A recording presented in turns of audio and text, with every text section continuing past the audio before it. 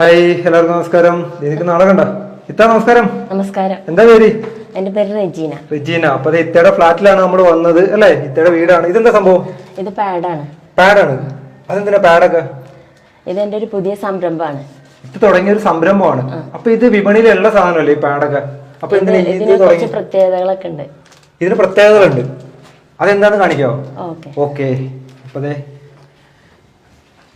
ഈ സ്ഥലം എവിടെയാ? ഇത് കളമശ്ശേരി. കളമശ്ശേരിയിലാണ് നമ്മൾ വന്നത്. ഇത്തയുടെ ഫ്ലാറ്റ് ആണ്, ഇവിടെയാണ് വന്നത്. അപ്പൊ ഇതാണ് ഇത്തയുടെ ഒരു സംരംഭം അല്ലേ, പാഡിന്റെ. അപ്പൊ ഇതിന്റെ പ്രത്യേകത എന്താണ്? സാധാരണ മാർക്കറ്റുകളിൽ കിട്ടുന്ന പാഡുകൾ കെമിക്കൽസും ഒക്കെ അടങ്ങിയിട്ടുള്ളതാണ്. സൈഡ് എഫക്ട് ഉണ്ടാവും. സൈഡ് എഫക്ട്, അലർജി പ്രശ്നങ്ങളൊക്കെ കൂടുതലുണ്ട്. ന്യൂസ് ഒക്കെ വന്നാലേ ഇങ്ങനെയുള്ള വിഷയങ്ങളൊക്കെ ഉണ്ട്. കെമിക്കൽസ് എല്ലാം യൂസ് ചെയ്തിട്ടാണ് അങ്ങനെ പ്രശ്നങ്ങൾ, അലർജി ഒക്കെ ഉണ്ടാകുന്നത്. ഇതില് അങ്ങനെയുള്ള പ്രശ്നങ്ങളൊന്നും ഉണ്ടാവില്ല. അപ്പൊ ഇത് പൊട്ടിച്ച് കാണിക്കും. ഓക്കെ. അപ്പൊ പൊട്ടിക്കുവാണ്. ഇത് എന്തുകൊണ്ടാണ് ഉണ്ടാക്കിയതെന്നൊക്കെ അറിയുമ്പോഴാണ് ഒരു കൗതുകം. അതൊക്കെ ഇപ്പൊ കാണിച്ചു തരും അല്ലേ? ഓക്കെ. അപ്പൊ അത് പൊട്ടിച്ചിട്ടുണ്ട്. ഒരു പാക്കറ്റ് 6 എണ്ണം ഉണ്ടല്ലേ? ഒരു പാക്കറ്റിൽ 6 എണ്ണം ഉണ്ട്. ഇതാണ് ആ പാഡ്. എന്താണ് ഇതിന്റെ പ്രത്യേകത? ഇതെന്ന് പറഞ്ഞാൽ ഇതിൽ യാതൊരു കെമിക്കൽസും അടങ്ങിയിട്ടില്ല. കെമിക്കൽസ് എന്ന് വെച്ചാൽ വേറെ പെർഫ്യൂംസോ കെമിക്കൽസ് അബ്സോർബിങ്ങിന് വേണ്ടിയിട്ട് പോളിമേഴ്സോ അങ്ങനെ ഒന്നും യൂസ് ചെയ്തിട്ടില്ല. ഇത് കെനഫ് എന്ന് പറഞ്ഞൊരു ചെടി വെച്ചിട്ടാണ്, ഈ ചെടിയുടെ തണ്ട് വെച്ചിട്ടാണ് അബ്സോർബിങ് ഉപയോഗിക്കുന്നത്. ഇതിന്റെ തണ്ടാണ്. ഈ ചെടിയുടെ തണ്ട് വെച്ചിട്ടാണ് ഈ പാഡ് ഉണ്ടാക്കിയിരിക്കുന്നത്. അതെവിടെയാണ് അബ്സോർബിങ്ങിന് യൂസ് ചെയ്തിരിക്കുന്നത്? എന്ന് വെച്ചാൽ ഇതിന്റെ ഉള്ളിലാണത്. ഇതിന്റെ ഉള്ളില് ഇത് ഫസ്റ്റ് ലെയർ ബാംബു, മുള കൊണ്ട് ഉണ്ടാക്കിയ first layer bamboo, second layer kenaf, അത് കോട്ടണിൽ ഇങ്ങനെ സ്പ്രെഡ് ചെയ്ത് ഇട്ടേക്കാണ്.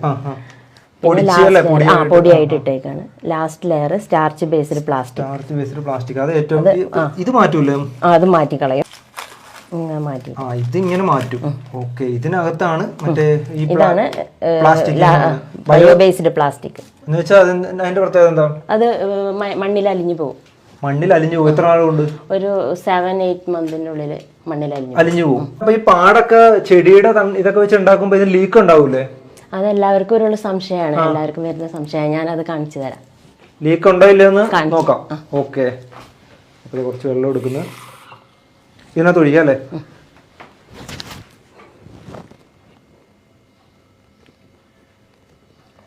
വെള്ളം അങ്ങനെ ഫുള്ളായിട്ട് ഒഴിച്ച്. ഓക്കെ.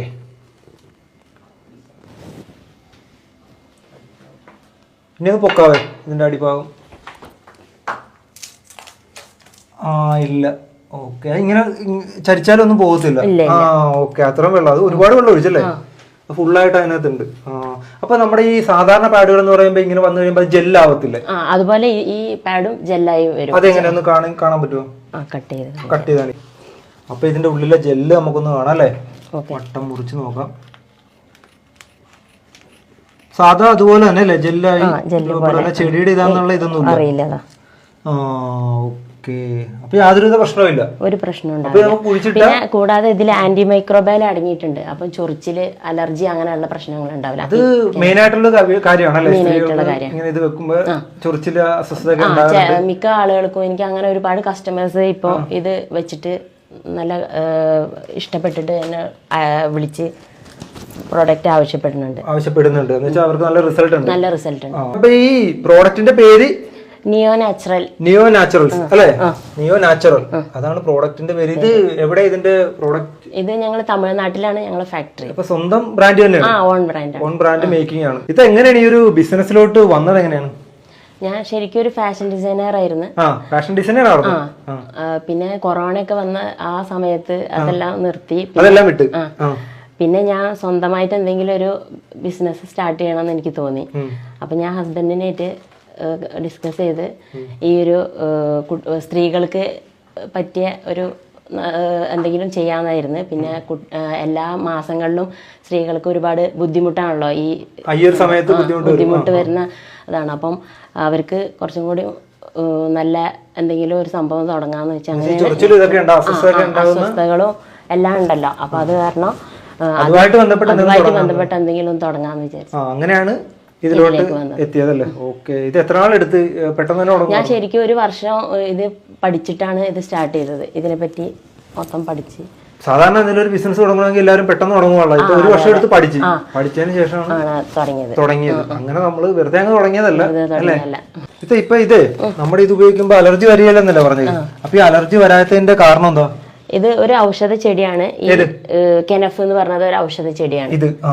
അബ്സോർബിങ്ങിന് ഈ ഇതിന്റെ സ്റ്റെം ആണല്ലോ ഉപയോഗിക്കുന്നത്. അപ്പൊ അതിൽ ആന്റി മൈക്രോബയൽ അടങ്ങിയിട്ടുണ്ട്. അതുകൊണ്ടാണ് അലർജിയും പ്രശ്നങ്ങളൊന്നും വരാത്തത്. ഉപയോഗിച്ചവരൊക്കെ എന്താ പറയുന്നത്? ഉപയോഗിച്ചവരൊക്കെ ഈ അലർജി പ്രശ്നങ്ങളുള്ളവരാണ് കൂടുതലും എൻ്റെ അടുത്ത് നിന്ന് മേടിച്ചിട്ട് നല്ല അഭിപ്രായം പറയുന്നത്. കണ്ടിന്യൂസ് ആയിട്ട് അവരെന്നെ മേടിക്കുന്നുണ്ട്. അവരെന്നെയാണ് വീണ്ടും കസ്റ്റമേഴ്സ്.